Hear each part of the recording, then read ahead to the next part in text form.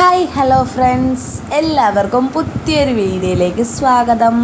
അപ്പോൾ ദേ ക്രിസ്മസിൻ്റെ അന്നത്തെ വീഡിയോ ആണ് കേട്ടോ. ഞങ്ങൾ ഒന്ന് ചെറുതായിട്ടൊക്കെ ഒന്ന് ക്രിസ്മസ് ആഘോഷിച്ചു. അപ്പോൾ ദേ രാവിലെ തന്നെ ഞാൻ എൻ്റെ ക്രിസ്മസ് ട്രീയും പുൽക്കൂടും എല്ലാം ഒന്ന് കാണുകയാണ് കേട്ടോ. അപ്പോൾ ഏകദേശം നല്ലപോലെ ലേറ്റായി, കാരണം ഞങ്ങൾ തലേദിവസം രാത്രി ഇതെല്ലാം റെഡിയാക്കിയിട്ട് നമ്മുടെ ഹാളൊക്കെ വൃത്തികേടായിട്ട് കിടക്കുമായിരുന്നു.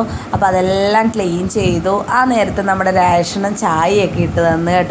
എനിക്ക് വലിയൊരു ഗ്ലാസ്സിൽ ചായ ഇട്ട്, എനിക്ക് ചില ദിവസങ്ങളിൽ ചായ ഇച്ചിരി കൂടുതൽ കുടിക്കാൻ തോന്നും.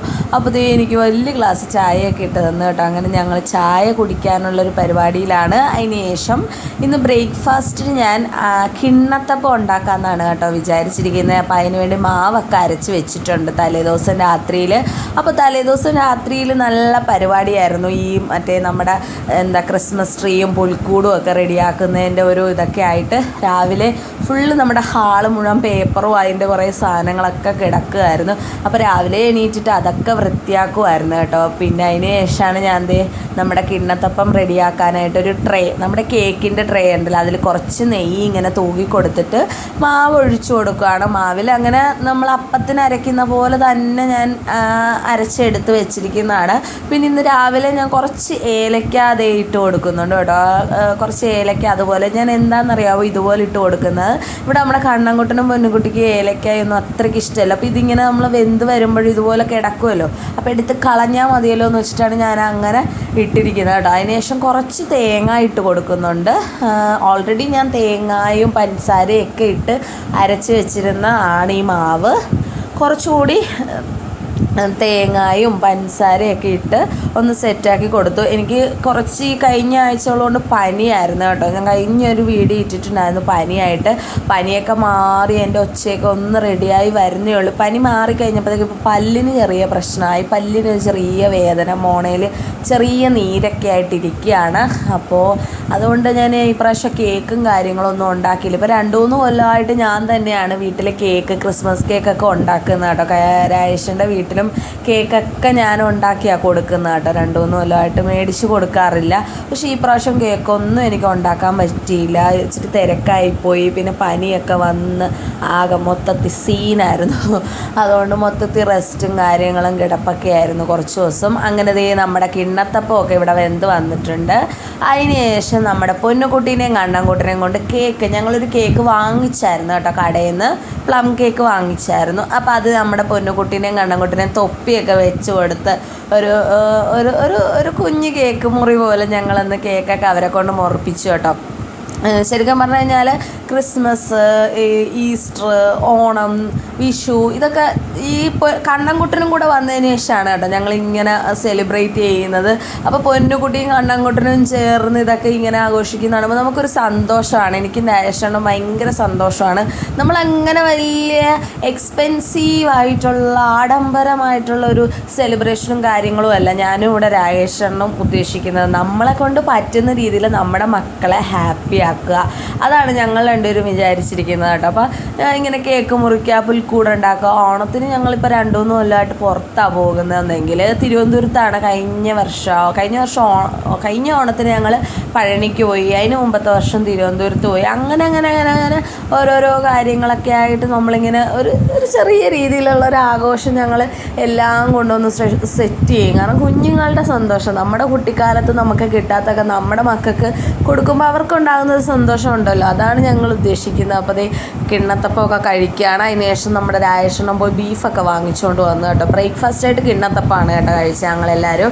അതിന് ശേഷം ബീഫ് റോസ്റ്റ് ചെയ്യാനായിട്ട് എടുക്കുകയാണ്. അപ്പോൾ ഞാനിതിൽ ഇഞ്ചിയും വെളുത്തുള്ളി, പെരിഞ്ചീരകം, കറുവപ്പട്ട, ഗ്രാമ്പൂ, മറ്റേ ജാതിപത്രിയില്ലേ അത്, ഇതെല്ലാം കൂടെ കുരുമുളകെല്ലാം കൂടെ അരച്ച് നമ്മുടെ ബീഫിലോട്ട് ചേർത്തു. അതിന് ശേഷം മഞ്ഞൾപ്പൊടി, മുളക് പൊടി, മറ്റേ മീറ്റ് മസാല, ഉപ്പ്, പിന്നെ പച്ച വെളിച്ചെണ്ണ ഇതെല്ലാം കൂടിയിട്ട് നന്നായിട്ട് നമ്മുടെ രാഷണം പുരട്ടിയെടുത്ത് കേട്ടോ നല്ലപോലെ. ഞാനപ്പോൾ ഇപ്രാവശ്യം ഒരു വെറൈറ്റിക്കാണ് ഞാൻ ഈ പറഞ്ഞ ചേരുവകളെല്ലാം കൂടിയിട്ട് ചേർത്ത് അരച്ച് ഒരു ഇതുണ്ടാക്കിയത് കേട്ടോ. ഈ പറഞ്ഞ ഇഞ്ചിയും വെളുത്തുള്ളി, കറുവപ്പട്ട, ഗ്രാമ്പൂ, ജാതിപത്രി, പിന്നെ പെരിഞ്ചീരകം, കുരുമുളക് ഇതെല്ലാം കൂടിയിട്ട് അരച്ച ഒരു പേസ്റ്റ് പോലെ ആക്കി, കുറച്ച് കറിവേപ്പിലയും കൂടി ഇട്ടായിരുന്നു കേട്ടോ.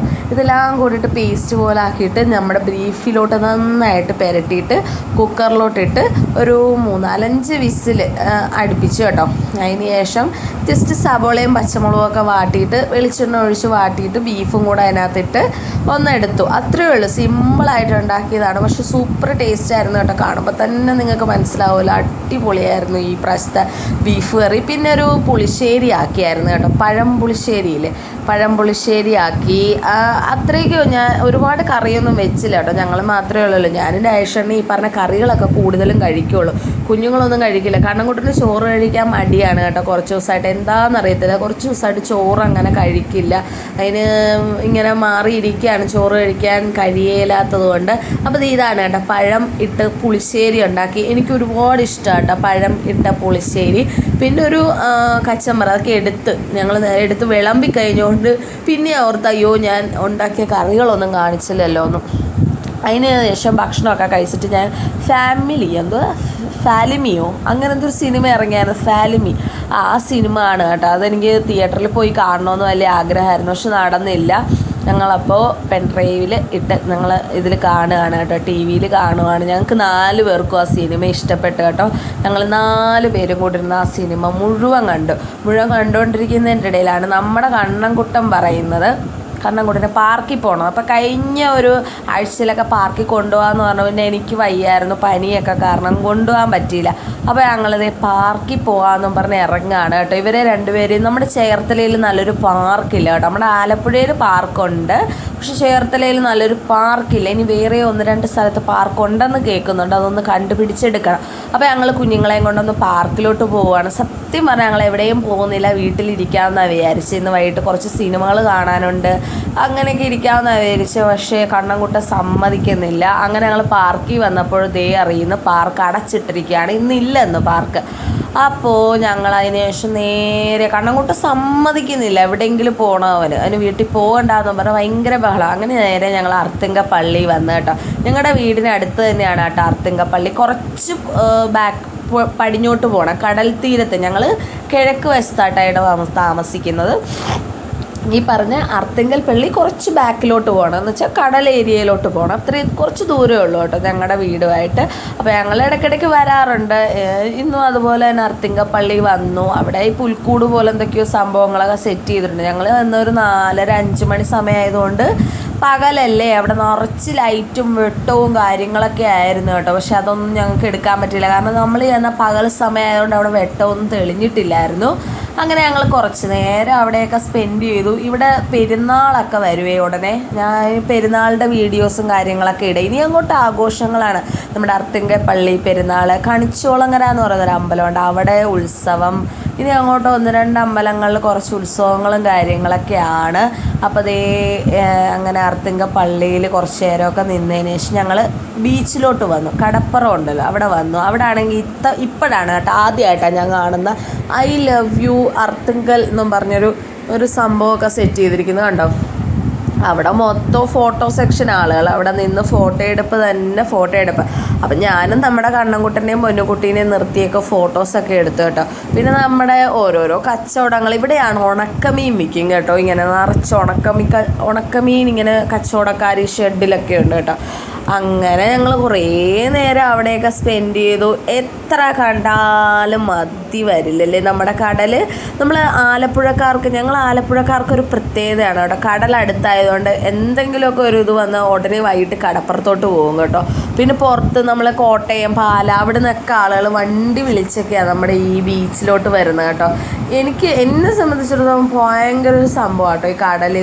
ഈ വൈകുന്നേരം കടലിൽ പോയി നിന്ന് ഇങ്ങനെ കണ്ടുകൊണ്ട് നിൽക്കുമ്പോൾ ഒരു പ്രത്യേക സുഖമാണ്.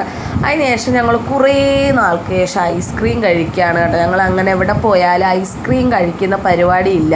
ഞങ്ങൾ വൈക്കത്തഷ്ടമി കാണാൻ പോയപ്പോഴും ഐസ്ക്രീം കഴിച്ചില്ല, മുല്ലക്കച്ചിറപ്പിനും കഴിച്ചില്ല. പക്ഷേ ഇന്ന് ഞങ്ങൾ എന്തായാലും ഒരു ഐസ്ക്രീം അങ്ങ് കഴിച്ചേക്കാമെന്ന് വിചാരിച്ചു. അങ്ങനെ ഞങ്ങൾ 4 പേരും കൂടെ ഓരോ ഐസ്ക്രീം അങ്ങോട്ട് കഴിച്ചു കേട്ടോ. അതിന് ശേഷം ഞങ്ങൾ തിരിച്ചു പോരാന്ന് വിചാരിച്ചു. കാരണം ഇരുട്ടിക്കഴിഞ്ഞാൽ പിന്നെ മഞ്ഞിറങ്ങും, മഞ്ഞാണ് ഇപ്പം നന്നായിട്ട്. അപ്പോൾ നമ്മുടെ കണ്ണൻകുട്ടനെയും എനിക്കും പനിയൊക്കെ വന്നൊന്ന് മാറിയതേ ഉള്ളൂ. മഞ്ഞിറങ്ങുന്നതിന് മുമ്പ് ഞങ്ങൾ തിരിച്ചു പോന്നു കേട്ടോ. പോകുന്ന വഴി ഞങ്ങൾ പൊറോട്ടയൊക്കെ വാങ്ങിച്ചുകൊണ്ടാണ് വന്നത്. പക്ഷേ അതിൻ്റെ വീഡിയോയും കാര്യങ്ങളൊന്നും എടുക്കാൻ പറ്റിയില്ല കേട്ടോ. പിന്നെ നമ്മുടെ ഐ ലവ് യു അർത്തിങ്കൽ ആ ഭാഗത്തൊക്കെ നല്ല ആൾക്കാരാണ് കേട്ടോ. അവിടെ ആളുകൾ ഫോട്ടോ ഒക്കെ എടുത്ത് ഇങ്ങനെ എൻജോയ് ചെയ്യാണ്. കണ്ണൻകുട്ടനും പൊന്നുകുട്ടീനെയും ഒന്ന് ഹാപ്പി ആക്കാൻ വേണ്ടി ഞങ്ങൾ നർത്തിങ്ക ബീച്ചിലൊക്കെ വന്നു. അപ്പോൾ ഇത്രയൊക്കെയുള്ള വീഡിയോ. എല്ലാ കൂട്ടുകാരും ലൈക്കും കമൻറ്റും ഷെയറും ഒക്കെ ചെയ്ത് സപ്പോർട്ട് ചെയ്യണം കേട്ടോ. ബൈ.